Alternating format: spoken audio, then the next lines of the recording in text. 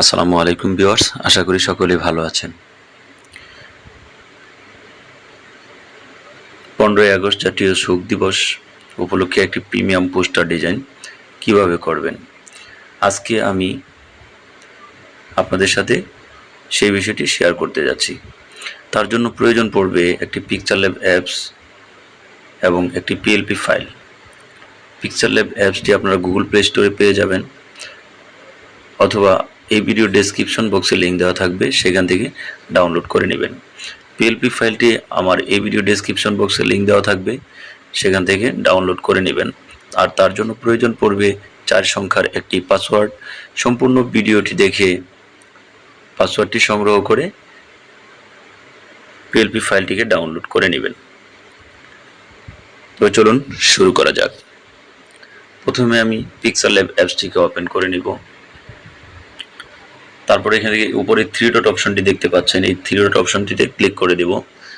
তারপরে এখান থেকে ওপেন ডট পিএলপি ফাইল এই অপশনটিতে ক্লিক করে দিব। উপরে দেখতে পাচ্ছেন ডট পিএলপি নামে একটি অপশন রয়েছে, এখানে ক্লিক করে দিবেন। ফোনের ফাইল ম্যানেজারে চলে আসবেন।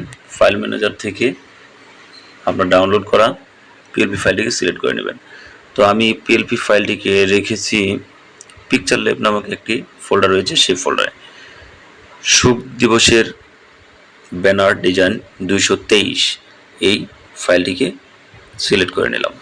তারপর এখান থেকে ওপেন অ্যান্ড অ্যাড এই অপশনটিতে ক্লিক করে দিব। তারপর ব্যাকে চলে আসবো।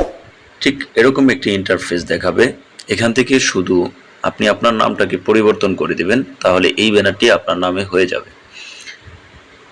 প্রথমে আমি নামটাকে পরিবর্তন করে দেখাচ্ছি। নামের উপর ডাবল ট্যাপ করে দিবেন, এরকম একটা ইন্টারফেস আসবে। এখান থেকে বাংলা সিলেক্ট করে কিবোর্ড থেকে আপনি আপনার নামটাকে লিখে দিবেন। এটাকে ডিলিট করে দিয়ে আপনি আপনার নাম লিখে নেবেন।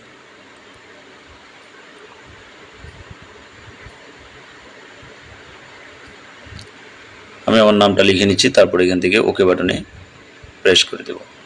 ঠিক এভাবে নামটা এখানে চলে আসবে।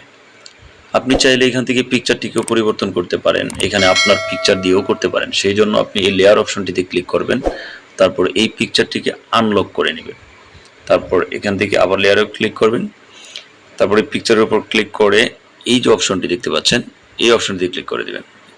এই কর্নারে দেখতে পাচ্ছেন রিসিলেক্ট নামে একটা অপশন রয়েছে, রিসিলেক্টে ক্লিক করে দেবেন। তারপর ফোনের গ্যালারিতে চলে যাবেন। আমি ফোনের গ্যালারিতে চলে আসছি। এখান থেকে আমি আমার একটা পছন্দ মতো পিকচার সিলেক্ট করে নেব এবং এটাকে রাউন্ড হিসেবে ক্লিক করে নেব। আমি এখান থেকে বৃত্ত আকারে নিয়ে নিয়েছি, তারপর টিক মার্কে ক্লিক করে দেব।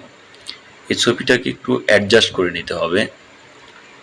আমি ছবিটাকে অ্যাডজাস্ট করে এইখানে সেট করে দেব।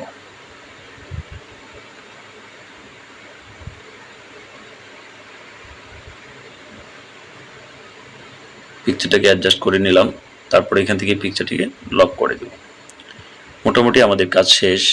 এখন হচ্ছে আমি দেখাবো এই ব্যানারটিকে আপনি আবার ফোনের গ্যালারিতে কিভাবে সেভ করবেন। উপরে এই 3 ডট অপশনটিতে ক্লিক করবেন, তারপর এখান থেকে এক্সপোর্ট ইমেজ নামে যে অপশনটি দেখতে পাচ্ছেন এই এক্সপোর্ট ইমেজে ক্লিক করে দিবেন।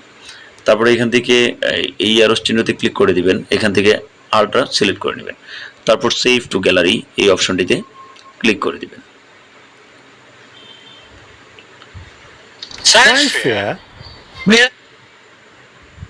তো আপনাদেরকে দেখাচ্ছি আমার ফোনের গ্যালারিতে সেভ হয়ে গিয়েছে।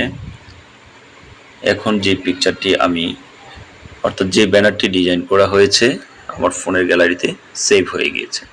ঠিক এভাবে করে আপনি আপনার নাম এবং ছবি দিয়ে একটি প্রিমিয়াম ব্যানার ডিজাইন করে নিতে পারেন। আমার এই ভিডিওটি যদি আপনার কাছে ভালো লেগে থাকে অবশ্যই চ্যানেলটিকে সাবস্ক্রাইব করে দিবেন এবং একটি লাইক এবং কমেন্টস করে দিবেন। আপনার একটি লাইক এবং একটি কমেন্টস আমাদের